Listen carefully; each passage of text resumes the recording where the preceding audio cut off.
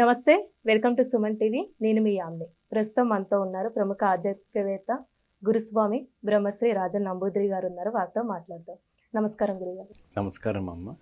గురుగారు, ఈ నెల వృషభ రాశి వారికండి ఏ విధంగా ఉంటుంది? అలానే వీళ్ళు ఎలాంటి దానం చేస్తే మంచిది? ఆలయం అండి ఏది సందర్శిస్తే మంచిదండి? తాకట్టులో ఉన్న బంగారాన్ని విడిపించి ఆ రోజు ఆన్లైన్ రేటుకే మేము కొంటాం. Sharma gold company. వృషభ రాశి వారికి నాడి శాస్త్రము ప్రకారంగా కొన్ని ఇబ్బందులు తప్పవు.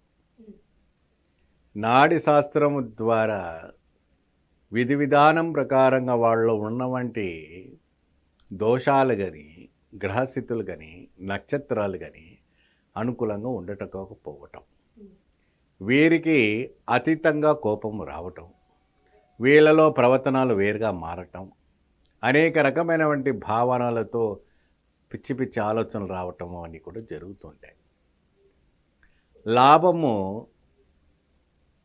9 అయితే నష్టము 11గా కనపడతా ఉంది వృషభ రాశి వారికి. ఈ ఫిబ్రవరి మాసంలో ఈ యొక్క గ్రహస్థితి అనుకూలంగా ఉండకపోవడము, కొన్ని అనుకూలంగా ఇస్తాయి, కొన్ని అనుకూలంగా ఇవ్వకపోవడం అని జరుగుతాయి. వారంతా కూడా కొన్ని కార్యక్రమాల్లో ఈ నాడి శాస్త్రం ప్రకారంగా పూజా విధానంలో కావచ్చు, ఆలయ విశిష్టలో కావచ్చు, దానం విశిష్టలో కావచ్చు, వీళ్ళు కానీ ఏదైనా పాల్గొనుకుంటే కొద్దిగా శుభ ఫలితం రావటం జరుగుతుంది. పోతే వృషభ రాశి వారికి దీంట్లో ఉద్యోగస్తులు కావచ్చు, కళ్యాణము కోసం ఎదురు చూస్తున్నవచ్చు కావచ్చు, సంతానం గురించి కావచ్చు, మరి అదే విధానంగా రైతులు మంచిగా ఈ సంవత్సరం పంట పండుతుందా లేదా అని ఆలోచించే వాళ్ళు కావచ్చు, మరి అధికారమైన వంటి పదవిలో ఉన్నవంటి ఐఏఎస్ ఐపీఎస్లో ఉన్నవంటి వాళ్ళకి బదిలీలు కావడానికి అవకాశాలు ఏమైనా ఉన్నాయా, మరి అదే విధానమైనటువంటి ఏదైనా ప్రమాదం జరుగుతుంది. ఎందుకంటే పరిస్థితులు గ్రహస్థితులు అనుకూలంగా ఉండకపోతే పదవులు కూడా మారిపోయే అవకాశాలు ఉంటాయి, ప్లేసెస్ మారుతుంటాయి. ఎప్పుడైతే కూడా ప్లేస్ మారిపోయింది అనుకోండి, ఇప్పుడు దక్షిణాయనం నుండి ఉత్తరాయణం నుంచి మనము ఈశాన్యం నుంచి మళ్ళీ పర్వటకు వచ్చిన తర్వాత మనిషిది కూడా మారిపోతూ ఉంటుంది. కాబట్టి ఆ విధానమైనటువంటి ప్రభావం వృషభ రాశిలో ఎక్కువగా కనబడుతుంది. కాబట్టి ఆ వృషభ రాశి వాడు చేయవలసిన వంటి కార్యక్రమాలు కొన్ని విశేషమైనటువంటి ఫలితాలు ఉన్నాయి. వీరు ప్రత్యేకమైనటువంటి ఒక దేవి ఆరాధన చెయ్యాలి.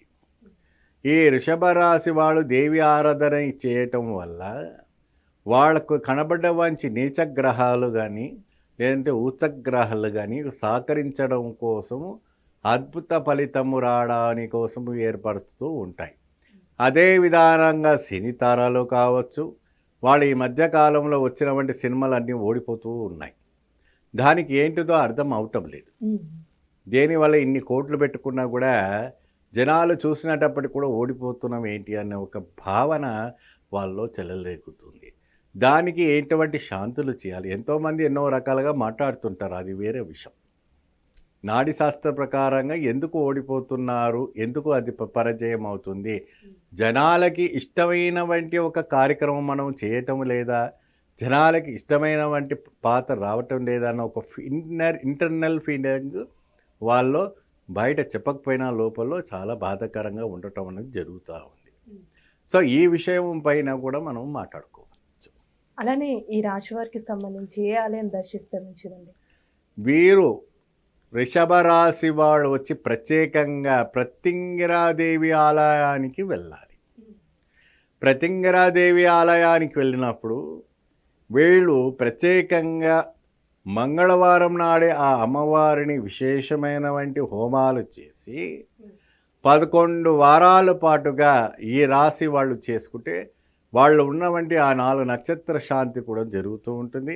ఆ ఉన్న 9 నవగ్రహాలు ఏదైతే దోషం ఉందో అవి కూడా వీళ్ళకి అదుపులో ఉండటానికి జరుగుతుంది. కానీ ఫిబ్రవరి మాసంలో జనవరి మాసము కన్నా కొద్దిగా శుభదాయము లాభదాయకం రెండుగా కనపడుతుంది. కాబట్టి ఎటువంటి కూడా బాధపడే విషయం లేదు, మంచి అద్భుత ఫలితం రావడానికి ఉంటుంది. అలానే రాశి వారికి సంబంధించి దానం అంటే ఏం చేయాలండి? ఇది వచ్చేసి మనకి గోధుమలు దానము లేదా మినువులు దానం చేయడం వల్ల మంచి ఫలితం రావడం జరుగుతుంది. ఈ దానం చేసే సమయంలో పాకం అంటే కాణిపాకం అంటే కాసు అంటారు.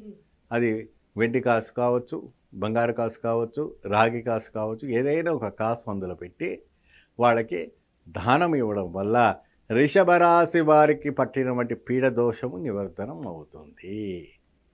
చాలా చక్కగా తెలియజేశారు గురుగారు. ధన్యవాదాలండి. నమస్కారం.